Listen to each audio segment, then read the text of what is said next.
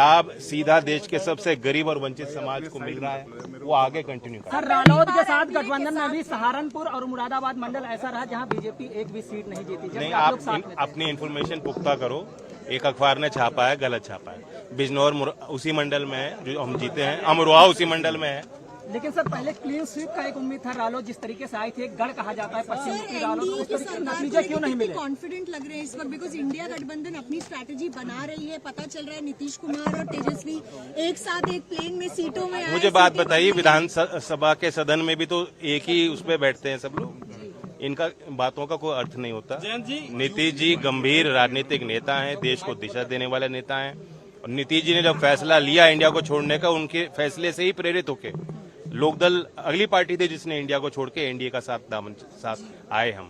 तो नीतीश जी से हम सीखने का हम उम्मीद करते हैं। मुझे और मौका मिलेगा, अवसर मिलेगा, साथ काम करेंगे एनडीए में। यूपी में इतनी कम सीटें आई हैं, क्या कुछ कारण मानते हैं आप? क्या यूपी में इतनी कम सीटें आई है पहले के मुकाबले, क्या कुछ कारण मानते हैं? सीटों में गिरावट आई है। लोकदल एनडीए में आया, लोकदल ने अपनी ताकत दिखाई। हमारे क्षेत्रों में पूरी कोशिश हम लोगों ने की है कि ज्यादा से ज्यादा सीटें एनडीए के जीत के आए।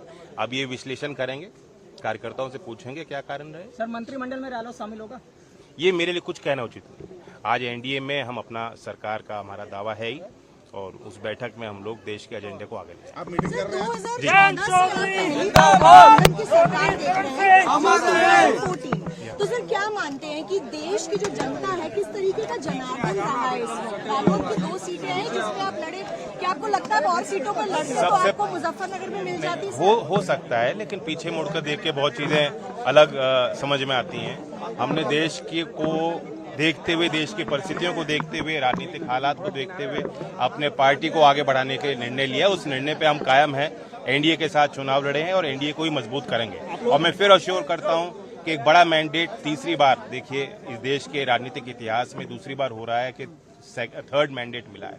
तो ये प्रधानमंत्री जी के कार्यशैली पे, उनके विजन पे एक विश्वास का मत।